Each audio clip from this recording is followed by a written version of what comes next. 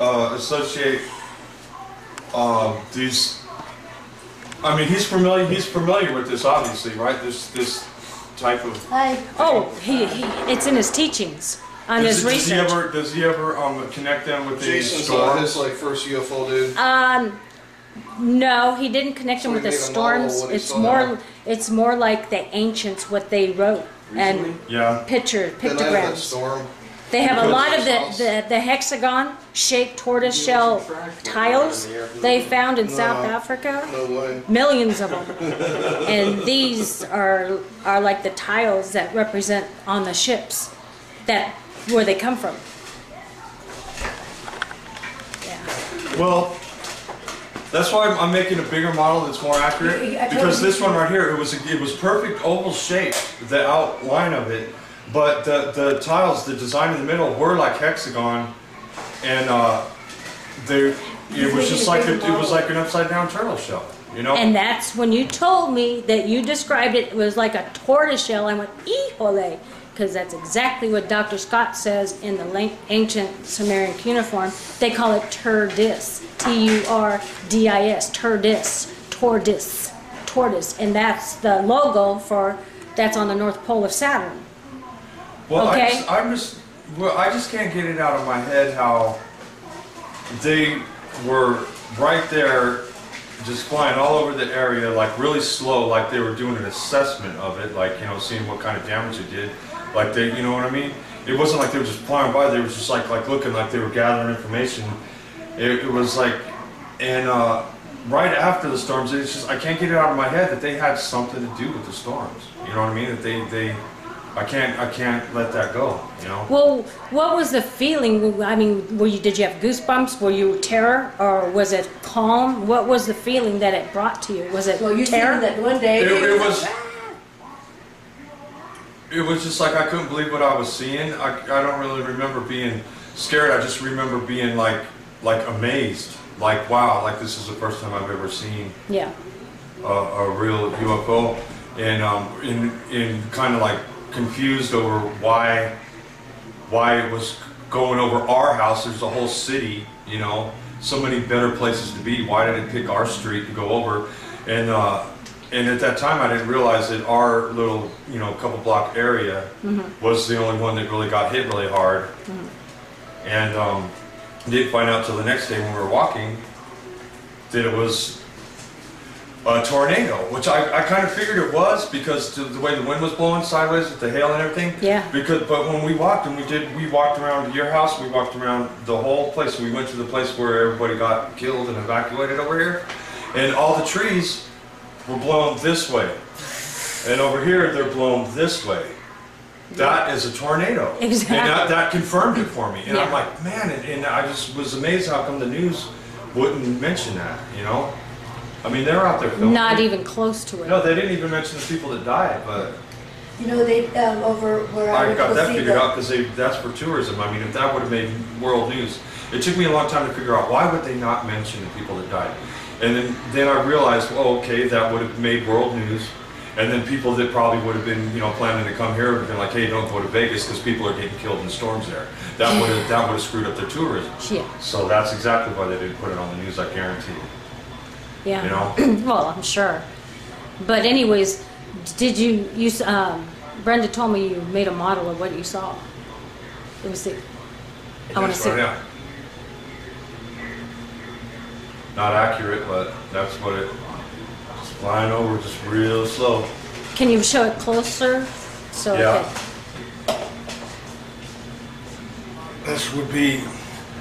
This isn't exactly accurate, but I'm making a bigger one. It's more accurate, but just say that you're looking up in the sky. This thing was just going real slow like that. And the weird thing about it is, I had my binoculars. It's probably about 150 feet up in the air, really close. And when I look through the binoculars, this is what I see. But everybody else, with the naked eye, we're just seeing a red orb. Red orb? Very low. And it just appeared. This guy started shooting off fireworks. Boom, boom, boom, boom, boom. Just a ridiculous amount in a row.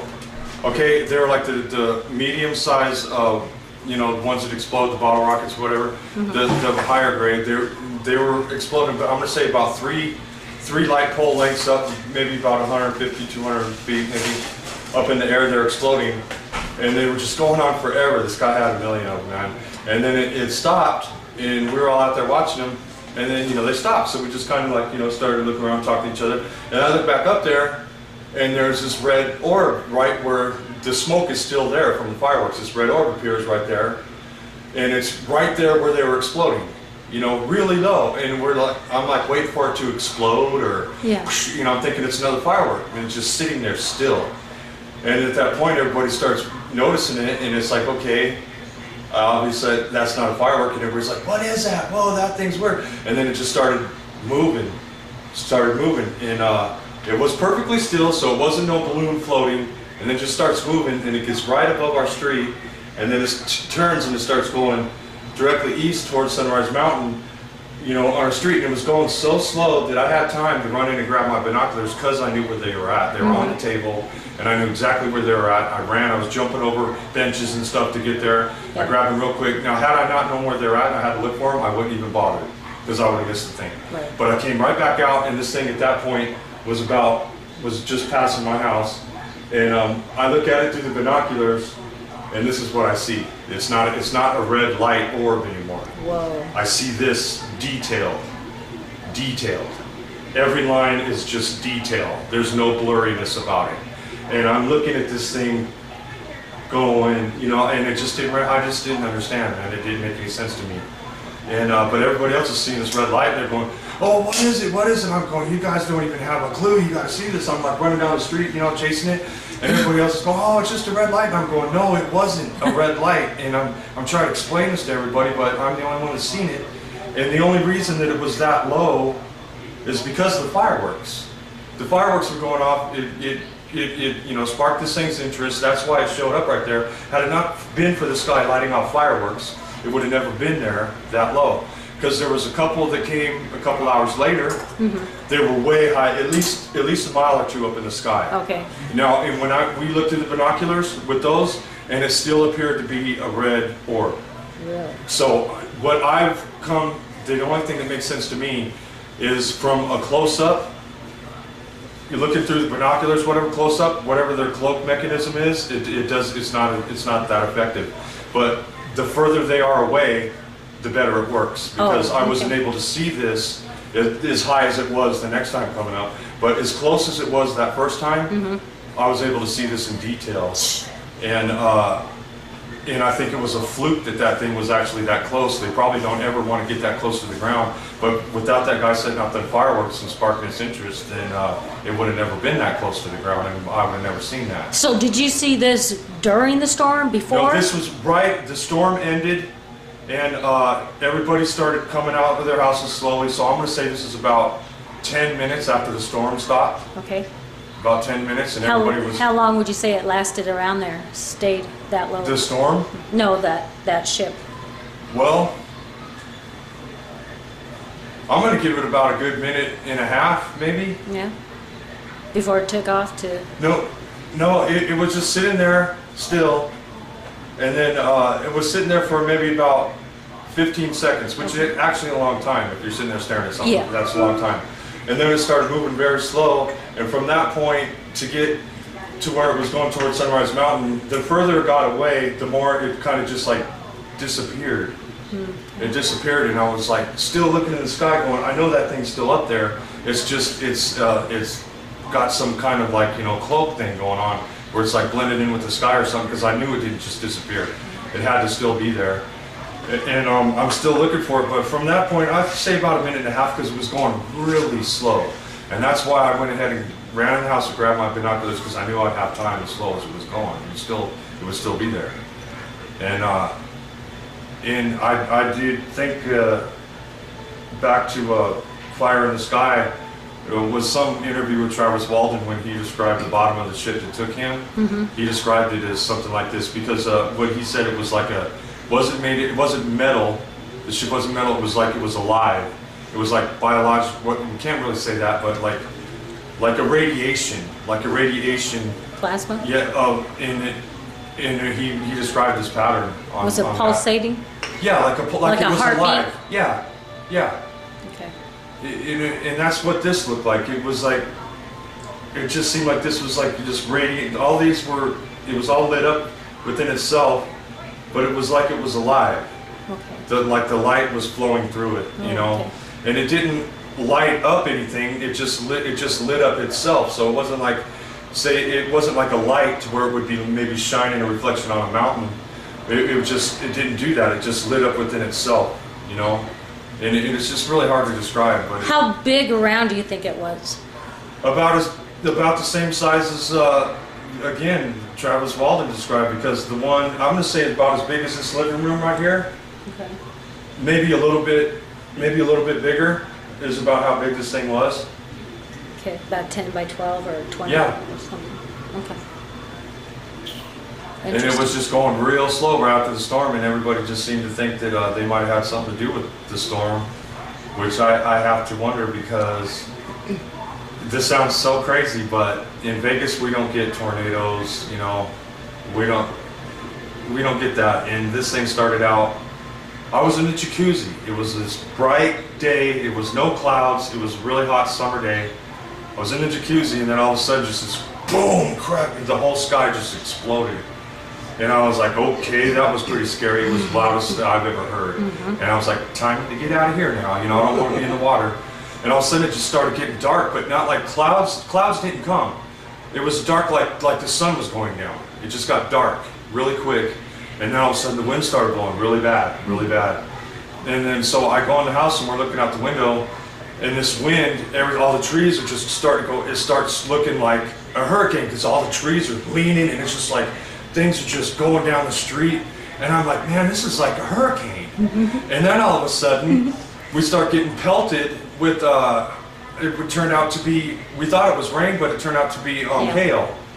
And it was coming sideways. It wasn't coming from, you know, up. It was coming sideways, and it was hitting our windows. We thought it was going to bust our windows. And then so much hail came in such a sheet that you couldn't even see. I couldn't even see my yard out of the window. I couldn't see the people across the street. It was just a white sheet. Everything turned white.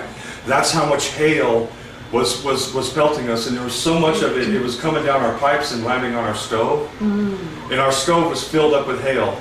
And we have a cover over those pipes. It's like a pipe and then a cover over it. Wow. It must have been just flooded with hail for that to get in that little spot, you know, to fill up our stove. Just tink tink coming down, and then it was like a blizzard at that point. I'm like, this is like blizzard, because it's still blowing everything. You still hear things going down the street, and then so I'm convinced it was a tornado, like it was a hurricane, tornado, blizzard, hailstorm, all in one. All in one. And I start thinking, you know, you look in the Bible, this and that, I've never heard of them all being mixed together in one. You hear about, okay, here's a tornado, but you see the damn thing coming, you know, or here's, you know, here's a hurricane, or here's a blizzard. But to have them all within a two, were like a 2 city block radius, you know, and everything just being uprooted, and it's just like, man, all in one. And then the news only reporting it as a lightning thunderstorm, you know. And it's just like, come on, seriously. You know, they, you know, like I said, they didn't even mention the people that died, but whatever. And it's just, I don't remember it ever in the Bible, in history, that happening. So we were all convinced that it had to have been, you know, made, you know, not by nature, you know. And that's what everybody thought, that maybe these things had something to do with it, because they were flying around right after it happened, in a way, as they were assessing it. They, you know, it wasn't like they were just coming by, or hey, we're just cruising through. They were like, you know, like assessing like the damage, like they were like taking notes, you know. They were, it was just weird, you know, and I think that they might have had something to do with that. And I know that they're not good, so maybe they were just testing out some new thing that they got to see how effective, you know, their new weather little, you know, weapon was, how much people they could wipe out in one little area. I don't know what they were doing, but they did kill 5 people, and it was pretty scary, you know.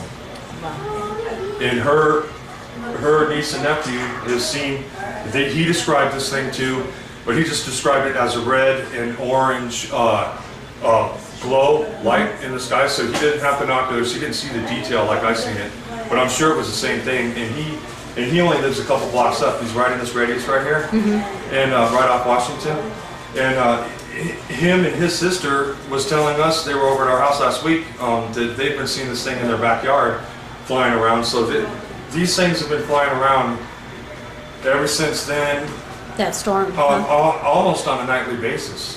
Wow. And I just don't know why they're interested. Didn't you tell me that you heard on Coast to Coast that night? Yeah, when we came in on Coast to Coast, we were out there for a while, and it was maybe it was a Sunday, because they do the Coast to Coast comes on at 10 o'clock, and it was just a little bit after 10, and I was like, I looked at the clock, I'm like, hey, let's turn on the radio. I turn on the radio, and immediately they're doing their show. Some guy comes in and kind of breaks through and says, hey, you guys, we've been getting flooded with reports of red orbs over throughout the whole United States, throughout the whole country. The last 2 days, he said, we've been getting flooded with reports of red orbs flying around where these storms are at. Wow. Always around these storm locations. Now they were identifying it, connecting it with storms too. And then what was weird was we're sitting there listening to it. Okay, they're going to talk about it. No, that was just some guy coming in, cutting in. So they went back to their regular subject. And then before I turned the radio off, the guy comes in again, and he says, hey, you guys, we're getting flooded with these calls of the last 2 days. He goes, but here's the weird thing. He said the people are describing these things as not as organic. He said that these reports, a lot of these reports are people are describing them as organic in some nature, you know, hard to describe, whatever. So everybody was, I'm convinced everybody's seeing these things, and they did say that they were getting spotted wherever there was a storm throughout the whole country. Wow.